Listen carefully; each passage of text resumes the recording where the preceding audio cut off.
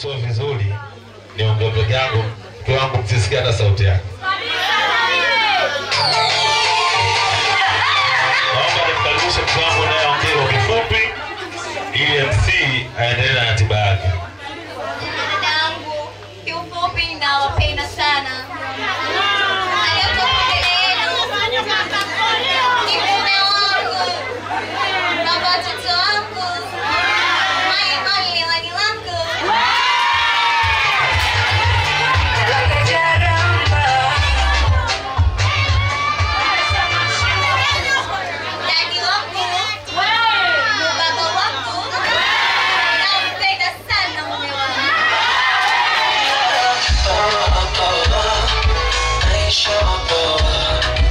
Penzi lako ni zaki mizito naishi hapa.